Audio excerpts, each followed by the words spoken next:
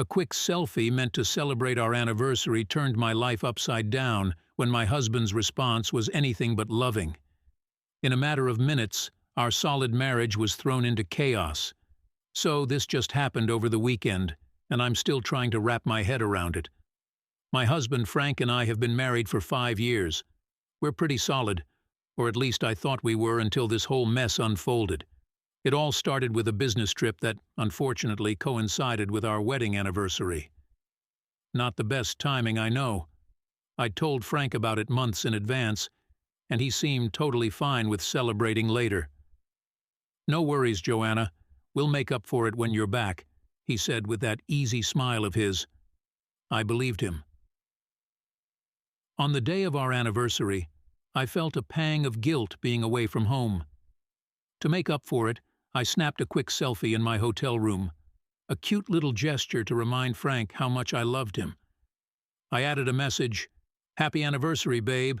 I love you so much and can't wait to celebrate when I'm back." I hit send, expecting to get a sweet reply. A few minutes passed, and my phone buzzed with a text. Smiling, I opened it, ready for one of Frank's usual flirty responses. But what I saw instead made my heart stop. "Are you serious? Why would you send me this photo if there's a bunch of men's clothes in the background?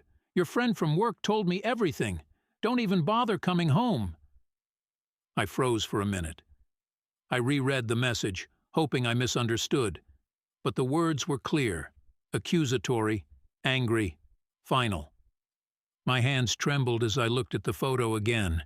Sure enough, there were some men's clothes in the background, oversized shirts, hoodies, and a pair of jeans, but weren't even mine.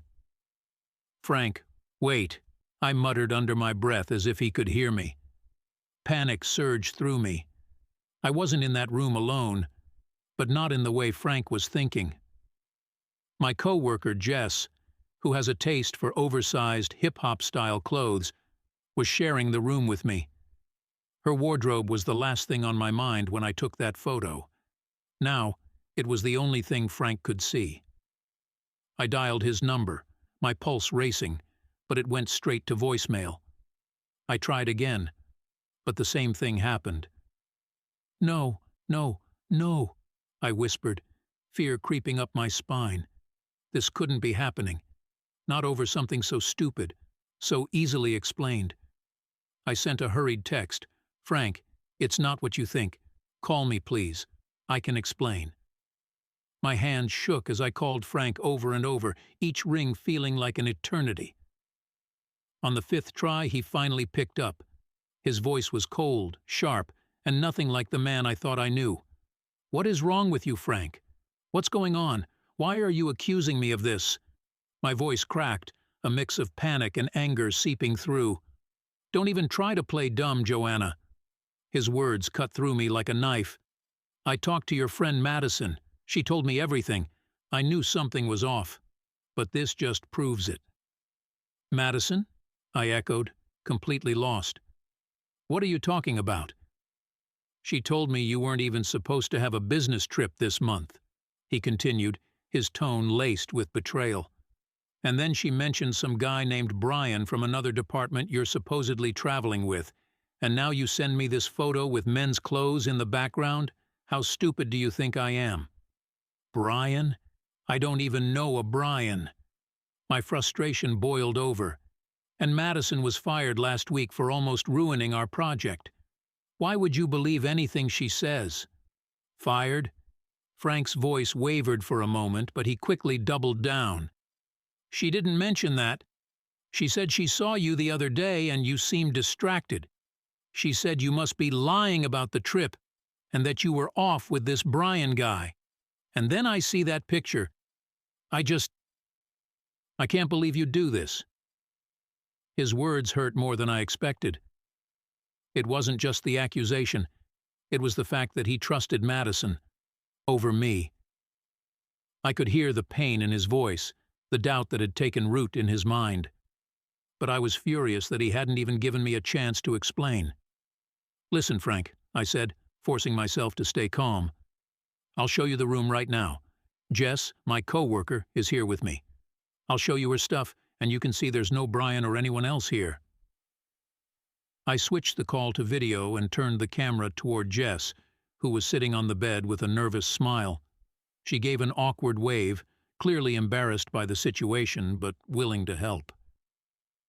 "Hi, Frank," she said, trying to sound cheerful despite the tension in the air. I panned the camera around the room, showing every corner, every piece of clothing that belonged to Jess, even the bathroom. There was no one else in sight. Just the truth, laid bare for Frank to see. He sighed heavily on the other end, the anger in his eyes giving way to something else. Guilt, maybe.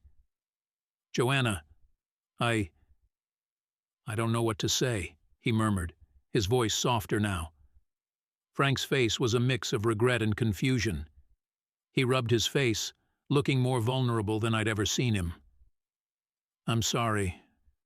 I ran into Madison at Walmart a few days ago," he began, his voice faltering. "She was surprised when I mentioned your trip, and then she started talking about how you've been distant and mentioned this Brian guy. I didn't want to believe her, but when I saw the clothes, I just lost it. I've been spiraling since then." "Frank, Madison is just bitter because she got fired," I said, trying to keep my voice steady. "I was the one who reported her when she almost ruined our project. She's just trying to mess with us because she knows I was the reason she lost her job." He went silent, the weight of my words sinking in. I watched as his shoulders slumped, and he put his head in his hands, the guilt washing over him in waves. "I'm so sorry," he finally whispered, his voice barely audible. "I should have trusted you. I was just so freaked out when Madison said all that stuff, and then that photo. I don't know what I was thinking." "You weren't thinking clearly," I said, my frustration still simmering beneath the surface. "But it's okay. I get that it was a weird coincidence, but you need to trust me. I'd never do something like that." Frank lifted his head, his eyes meeting mine through the screen. There was a sincerity there, a desperation to make things right. "I know, Joanna. I know you wouldn't. I let my insecurities get the best of me. I'm so sorry. Can we talk about this when you get home?" I nodded, a small sigh of relief escaping my lips. "Yes, Frank, we'll talk, but trust has to go both ways, okay?" "Okay," he agreed softly, his eyes filled with remorse.